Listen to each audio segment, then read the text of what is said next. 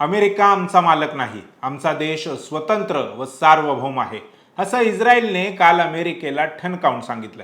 परंतु ही अशी विधानं भारताच्या केंद्र सरकारकडून आली नाहीत जेव्हा अमेरिकेने ठरवलं की भारताने रशियाकडून तेल खरेदी करावं किंवा करू नये. भारत ही स्वतंत्र व सार्वभौम देश आहेच की. मग प्रधानमंत्री नरेंद्र मोदी अमेरिकेला असं ठणकावून का सांगू शकत नाहीत? हा प्रश्न सध्या आपण बाजूला ठेवूया. मात्र गेल्या 3 ते 3.5 महिन्यांपासून संपूर्ण जगाचा श्वास रोखून धरणारे अमेरिका आणि इराण या दोन शत्रूंमधील युद्ध अखेर थांबले आहे.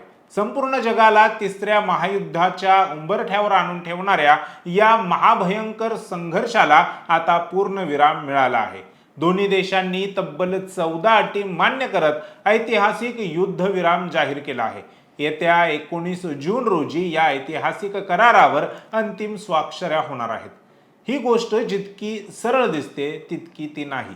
अमेरिकेचा सर्वात जवळचा मित्र असलेल्या इस्रायलने या कराराला उघडपणे लाथ मारली आहे. इस्रायलचे राष्ट्रीय सुरक्षा प्रमुख यांनी अत्यंत आक्रमक भाषेत ठणकावून सांगितलंय की आम्हाला या अटी मुळीच मान्य नाहीत. अमेरिका काही इस्रायलचा मालक नाही. म्हणजेच अमेरिकेने युद्ध थांबवले असले तरी इस्रायल आणि इराण यांच्यातील युद्ध सुरूच राहणार आहे. दुसरीकडे या अटी अशा आहेत ज्या पाहिल्यानंतर हे स्पष्ट झालंय की या युद्धात अमेरिकेला माघार घ्यावी लागली असून इराणचा खूप मोठा फायदा झाला आहे. आज आपण अमेरिका आणि इराण यांच्या दरम्यान झालेल्या या 14 अटी नेमक्या काय आहेत, या अटींमुळे इराणला पश्चिम आशियातील सर्वात प्रभावशाली देश बनण्याची संधी कशी मिळते, इस्रायलने अमेरिकेविरुद्ध हा निर्णय का घेतला आणि 19 जून नंतर आखाती देशांमध्ये नक्की काय घडणार यावर चर्चा करणार आहोत. नमस्कार, मी संकेत आणि आपण पाहत आहात मुंबई आउटलुक. विषय सविस्तर समजून घेण्यासाठी आपल्याला थोडं मागे जावं लागेल. गेल्या 3.5 महिन्यांपासून मिडल ईस्टमध्ये जे काही घडतंय ते अत्यंत भयानक होतं. इराण समर्थित काही ग्रुप्सने अमेरिकेच्या तळांवर हल्ले केले आणि त्यानंतर अमेरिकेने थेट इराणच्या लष्करी तळांवर सुरू केलेले हवाई हल्ले यामुळे परिस्थिती हाताबाहेर गेली होती. रेड सी असो किंवा पर्शियन आखात, व्यापार जहाजांवर होणारे हल्ले आणि क्षेपणास्त्रांचा पाऊस यांमुळे जागतिक अर्थव्यवस्थेला अब्जावधी डॉलरचा फटका बसत होता. पेट्रोल डिझेलच्या किमती वाढू लागल्या होत्या आणि जग मंदीच्या छायेत जात होते. अमेरिकेने आपल्या अत्याधुनिक नौदलाच्या आणि वायुदलाच्या जोरावर इराणला झुकवण्याचा आटोकाट प्रयत्न केला. मात्र इराणनेही आपल्या हजारो ड्रोन्स आणि बॅलिस्टिक मिसाईल्सच्या जोरावर अमेरिकेला तगडी टक्कर दिली. जेव्हा इराणने होर्मुझची सामुद्रधुनी पूर्णपणे बंद केली व त्यामुळे जागतिक स्तरावर कच्च्या तेलाचे संकट निर्माण झाले तेव्हा अमेरिकेला हे युद्ध सुरू ठेवणं जड जाऊ लागलं. हे युद्ध जितकं लांबत गेलं तितकंच अमेरिकेला समजलं की इराणला पूर्णपणे नष्ट करणं अशक्य बाब आहे आणि जर हे युद्ध थांबले नाही तर अमेरिका स्वतः एका मोठ्या आर्थिक संकटात अडकेल. अखेर आंतरराष्ट्रीय दबावामुळे आणि बॅक चॅनल डिप्लोमॅसीमुळे दोन्ही देश चर्चेच्या एका टेबलावर आले. आधी इस्लामाबादमधील चर्चेनंतर शस्त्रसंधी आणि आता थेट युद्धबंदीचा निर्णय घेतला गेलाय. अमेरिका आणि इराण यांनी तब्बल 14 अटींवर सहमती दर्शवली आहे. वरवर पाहता ही युद्धबंदी दोन्ही देशांच्या संमतीने झाली असली तरी तज्ज्ञांच्या मते यात इराणने अमेरिकेकडून खूप काही वसूल केला आहे. यातील प्रमुख अटी काय आहेत आणि इराणचा फायदा कसा होतोय यावर एक नजर टाकूयात. या करारातील पहिली आणि सर्वात मोठी अट म्हणजे आता अमेरिका इराणवर लादलेले अनेक कडक आर्थिक निर्बंध टप्प्याटप्प्याने मागे घेणार आहे. यामुळे इराणला पुन्हा एकदा आंतरराष्ट्रीय बाजारात उघडपणे तेल विकता येईल. तेल विक्री सुरू होताच इराणच्या तिजोरीत अब्जावधी डॉलर्सची आवक येईल, ज्यामुळे त्यांची कोलमडलेली अर्थव्यवस्था पुन्हा वेगाने उभी राहील.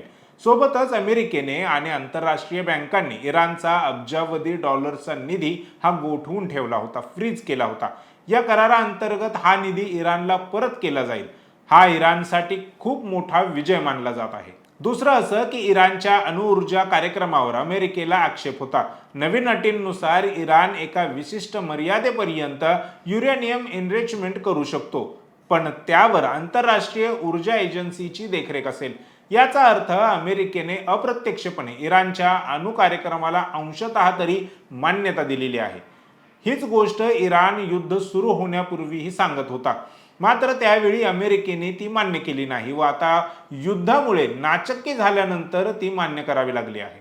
या करारानुसार अमेरिका आखाती देशांमधील आणि विशेषतः इराणच्या सीमेजवळील आपली काही युद्धनौका आणि लष्करी तुकड्या मागे घेणार आहे। यामुळे इराणवरील लष्करी दबाव आता पूर्णपणे कमी होईल। तसेच अमेरिकेने इराणचा मध्य पूर्वेतील राजकीय प्रभाव आणि त्यांचे अस्तित्व मान्य केले आहे। इराणला शेजारील देशांची व्यापार आणि राजनीतिक संबंध सुधारण्याची पूर्ण मोकळीक असेल। या अटींमधील आणखीन एक महत्त्वाची गोष्ट म्हणजे इराणच्या क्षेपणास्त्र कार्यक्रमावर पूर्ण बंदी घालण्याऐवजी फक्त त्यांच्या लांब पल्ल्याच्या क्षेपणास्त्रांच्या चाचण्यांवर काही काळ नियंत्रण ठेवले जाईल, म्हणजेच इराण आपले संरक्षण तंत्रज्ञान विकसित करू शकतो। या अटींकडे पाहिल्यास एक गोष्ट स्पष्ट होते की इराणने आपल्या अटींवर अमेरिकेला युद्धबंदी करण्यास भाग पाडले आहे। 3.5 महिन्यांच्या युद्धानंतर इराणला कोणत्याही मोठ्या नुकसानाशिवाय आर्थिक आणि राजकीय स्वातंत्र्य मिळत आहे। म्हणूनच जागतिक विश्लेषक म्हणत आहेत की या युद्धबंदीचा खरा विजेता कोण असेल तर तो इराणच आहे। एकीकडे वॉशिंग्टन आणि तेहरानमध्ये आनंदाचे वातावरण असताना दुसरीकडे येरुसलेममध्ये म्हणजेच इस्रायलच्या राजकीय गोटात संतापाचा उद्रेक झाला आहे। अमेरिकेने इराणसोबत केलेल्या या करारामुळे इस्रायल प्रचंड संतापला आहे। इस्रायलचे प्रधानमंत्री बेंजामिन नेतन्याहू यांनी थेट अमेरिकेचे राष्ट्राध्यक्ष डोनाल्ड ट्रम्प यांना आव्हान दिले आहे। इस्रायलचे उजवे विचारसरणीचे राष्ट्रीय सुरक्षा मंत्री इतमार बेन ग्विर यांनी अमेरिकेचे राष्ट्राध्यक्ष डोनाल्ड ट्रम्प यांच्या या निर्णयाविरुद्ध थेट बंड पुकारला आहे। इस्रायल हा अमेरिकेच्या अधीन असलेला किंवा त्यांचा गुलाम देश नाही। आम्ही एक स्वतंत्र आणि सार्वभौम राष्ट्र आहोत। इस्रायल या कराराचा पक्षकार नाही आणि हा करार आमच्या देशाच्या सुरक्षेची कोणतीही हमी देत नाही असे ते म्हणाले। आता प्रश्न पडतो की इस्रायल एवढा का संतापला आहे? याच्या मागे मुख्य कारण म्हणजे इस्रायल इराणला आपल्या अस्तित्वाचाच शत्रू मानतो। इस्रायलचं म्हणणं आहे की अमेरिकेने घेतलेला हा निर्णय म्हणजे इराण समोर शरणागती पत्करण्यासारखा आहे। जर इराणवरील आर्थिक निर्बंध उठवले तर इराणकडे येणारा पैसा हा थेट 3H अर्थात हमास, हिजबुल्ला आणि हुती या इस्रायल विरोधी संघटनांकडे जाईल। इराण आर्थिकदृष्ट्या मजबूत झाला तर तो इस्रायलला चारही बाजूंनी घेरून नष्ट करण्याचा प्रयत्न करेल आणि सर्वात महत्त्वाचं म्हणजे या करारामुळे इराणचा अणुप्रकल्प सुरूच राहील, जो इस्रायलसाठी डेथ वॉरंट ठरू शकतो। त्यामुळेच इस्रायलने स्पष्ट केलं आहे की जरी अमेरिकेने युद्ध थांबवले असले तरी इस्रायलचे इराण विरुद्धचे युद्ध थांबणार नाही। गरज पडल्यास इस्रायल एकटा लढेल परंतु इराणला सोडणार नाही। इस्रायलला इराण सोबत युद्ध सुरू ठेवण्याचं आणखीन एक कारण असं की इस्रायलचे राष्ट्राध्यक्ष बेंजामिन नेतन्याहू यांच्यावर भ्रष्टाचाराचे अनेक आरोप तिथे झालेले आहेत। शिवाय त्यांच्या विरोधात इस्रायलच्या जनतेत प्रचंड प्रमाणामध्ये संताप असल्याच्या बातम्या देखील अधूनमधून वर येत असतात। त्यामुळे देशाला सतत युद्धजन्य परिस्थितीमध्ये ठेवणं मूळ मुद्द्यांवरून लक्ष विचलित करण्यासाठी सोयीचं ठरत आलेलं आहे।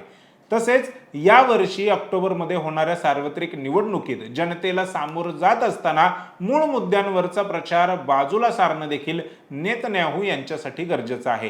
त्यासाठीही इराणसोबत युद्ध करत राहणं हे त्यांच्या राजकीय अस्तित्वासाठी गरजेचं बनलेलं आहे। आता या संपूर्ण जगाचं लक्ष लागलेलं आहे 19 जून या तारखेकडे। या दिवशी अमेरिका आणि इराण या करारावर अधिकृतपणे स्वाक्षऱ्या करणार आहेत। हा करार जागतिक राजकारणाला एक नवी दिशा देणारा ठरेल, परंतु या करारानंतर जगात शांतता येईल का याचे उत्तर दुर्दैवाने नाही असेच आहे। या निर्णयामुळे जागतिक स्तरावर काही मोठे बदल पाहायला मिळतील। महासत्ता असलेल्या अमेरिकेने इराण सारख्या देशाच्या अटी मान्य केल्यामुळे जागतिक स्तरावर अमेरिकेचा दबदबा कमी झाल्याचे चित्र निर्माण होईल। चीन आणि रशिया या परिस्थितीचा नेमका फायदा घेऊन इराण सोबत आपले संबंध अधिक घट्ट करतील। दुसरं असं की इतिहासात पहिल्यांदाच अमेरिका आणि इस्रायल यांच्यात एवढा मोठा मतभेद हा उघडपणे समोर आला आहे। अमेरिकेच्या शब्दाला इराणने नकार देणं हे दर्शवतं की आता इस्रायल स्वतःच्या रणनीतीनुसार चालणार आहे। जरी थेट युद्ध थांबलं असलं तरी इस्रायल आता गुप्तपणे इराणच्या आण्विक तळांवर सायबर हल्ले, मोसादच्या माध्यमातून गुप्त कारवाया आणि इराणच्या लष्करी अधिकाऱ्यांच्या हत्या करण्याचे सत्र अधिक तीव्र करू शकतो. प्रत्युत्तरादाखल इराण ही हिजबुल्लाच्या माध्यमातून इस्रायलवर हल्ले चालू ठेवेल. अमेरिका आणि इराण यांच्या दरम्यान झालेली ही युद्धबंदी तात्पुरती शांतता नक्कीच घेऊन आली आहे. 3.5 महिन्यांच्या रक्तपातानंतर लोकांना दिलासा मिळाला असला तरी इस्रायलचा पवित्रा आक्रमक आहे आणि त्यामुळे मध्य पूर्वेतील युद्धाचे ढग अजूनही पूर्णपणे विरलेले नाहीत. अमेरिकेने घेतलेला हा निर्णय योग्य होता की इस्रायलने घेतलेली भूमिका योग्य आहे आणि सर्वात महत्त्वाचं म्हणजे इराणला मिळालेला हा मोठा फायदा आगामी काळात जगासाठी नवा धोका ठरेल का? 19 जून रोजी होणाऱ्या या स्वाक्षरीनंतर जगाचा इतिहास बदलणार हे मात्र नक्की.